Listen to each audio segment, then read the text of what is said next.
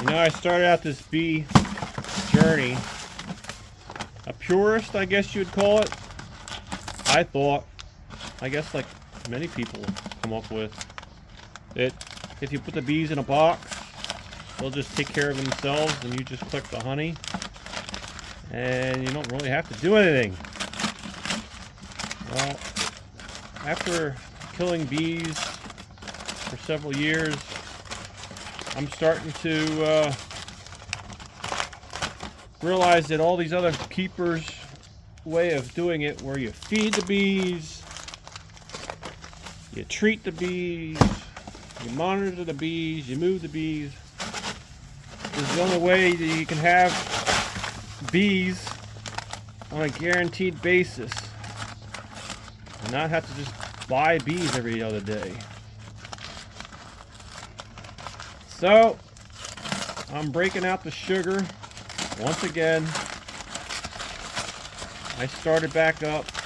This is going to be the second time, and I'm doing 1 bag of sugar. These are a 4-pound bag for every gallon. It comes out to almost 2 parts water to 1 part sugar. It's very, very, very weak. But I'm cheap, and also I just want the bees to have food right now because they're starved. There's nothing out there. I left this bucket out in the weather because there's a little residue of dried sugar that didn't get mixed from the last time. And just this morning, they're actually taking dry sugar. So that goes to show you, if they're desperate enough to take dry sugar,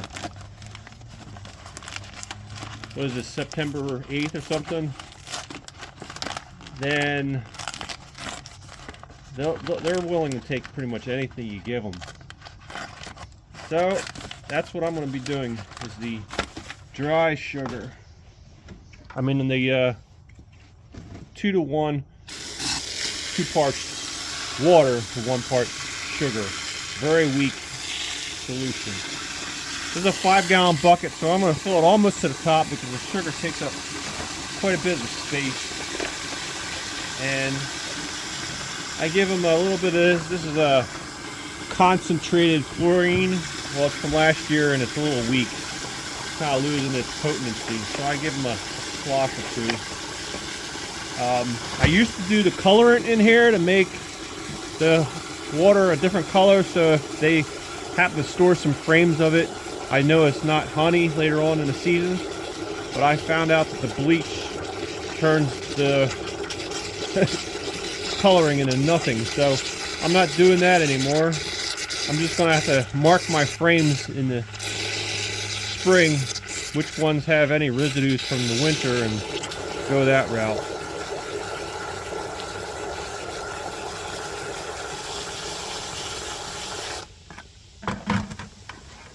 And just for the fun of it,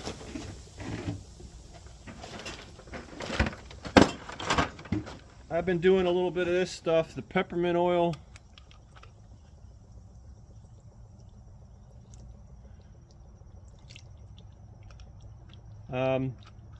See if that keeps the beetles away. Actually, let's use the rest of this. And I had fun with this. I did the lemongrass. I did that last time, just for fun.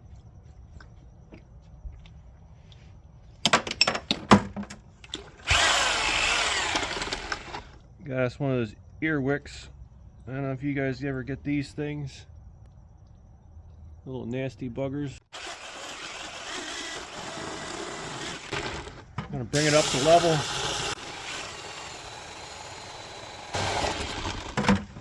And I'm using my cement mixer. I've beat the tar out of this. And that should do it. Probably not completely mixed, but doesn't matter. And I'm going to use my official oxalic acid container as a dispensary. Let's go feed some bees. This first colony is a little weak. It hasn't really been taking a lot of sugar all season. Let's see what they got for flavors today. We got a little bee that's just waking up. Not quite alert yet. I guess it's a little cold out for him. I don't know. Her. Oh. This is why I don't like these things. This is supposed to keep the bees out of your sugar water. But there's a little gap at the bottom and all the dead bees get stuck up in here. And boy, are they excited. Look at that coming up there quick. We better fill this up before they get out.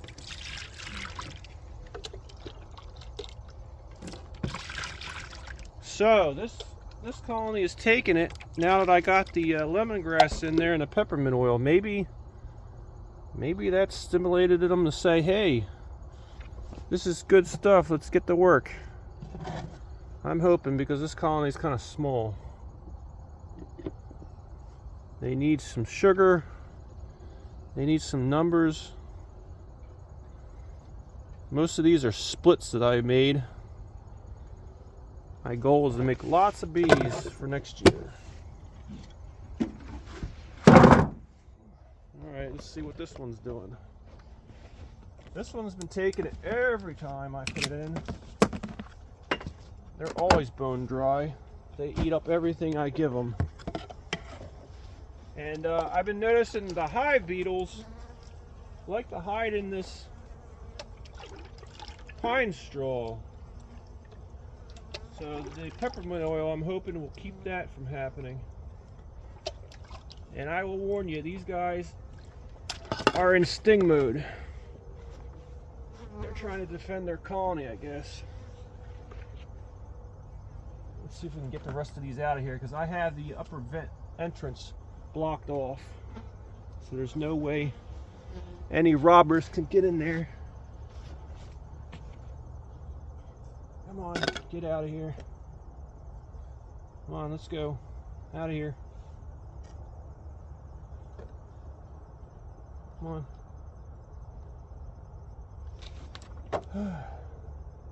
Sometimes the wet sugary figure will get their attention. There we go. So that is not number 6.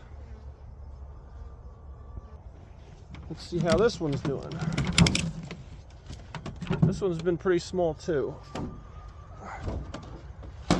And they're not taking the sugar water, but I am going to add a little bit just to make sure that the bleach is going and the fragrance is still there. I don't want this stuff turning black. But they don't seem to be doing anything. Maybe they're still too small.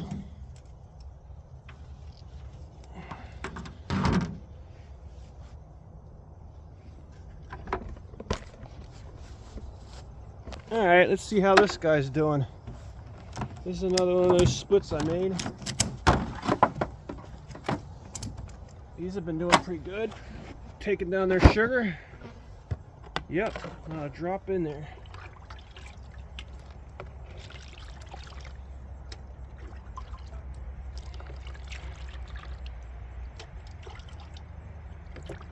Three buckets is all I'm giving them.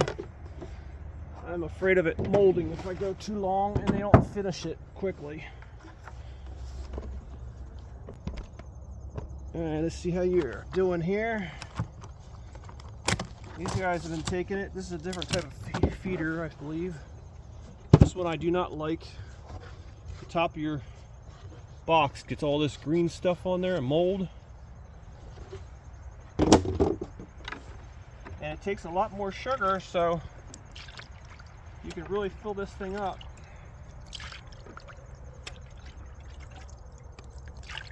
Let's go a couple more on this one because it takes a while for the sugar to even touch the whole bottom of it. I want to make sure they can get to it.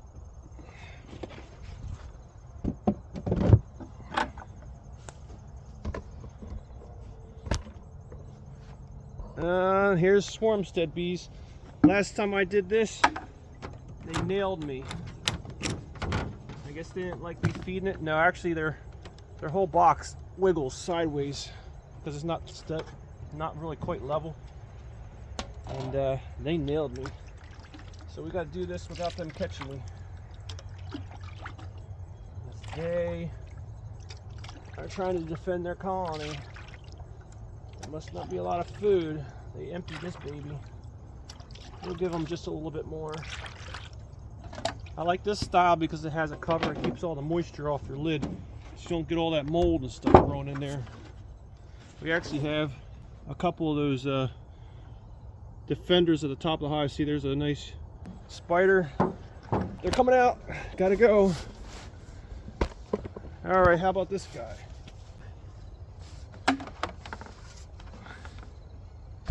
This guy I don't think takes too much of anything. Nope, they did. They took it.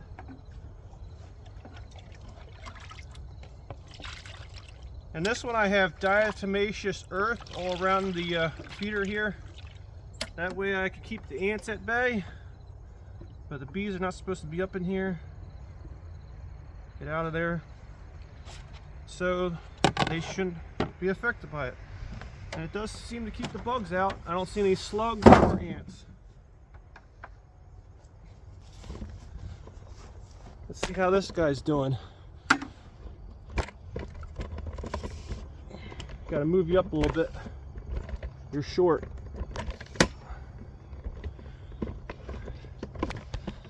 Now this one I've been doing the granulated sugar. See how they take it. I don't know. Looks like they like the liquid stuff the best. So it's not granulated sugar days yet. And this one I leave the cover off. That way they can get to the sugar. The granulated sugar.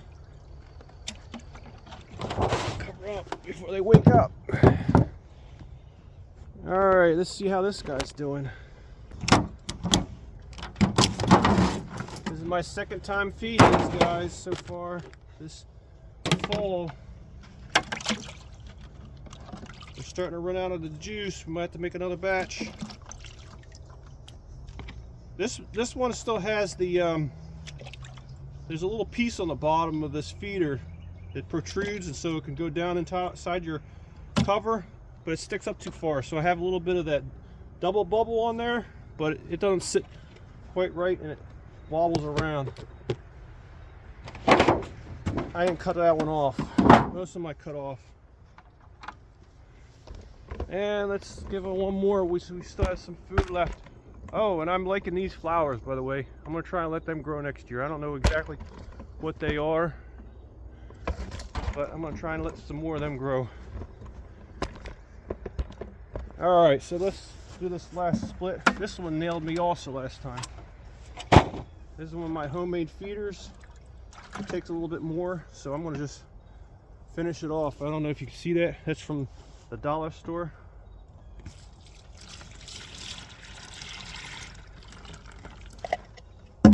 And the top is just a cup. I'll put it back on. I was using the pine straw, but we'll try the cover. Well, we got away without a sting, and our food's gone. Gotta go make some more. Thanks for watching.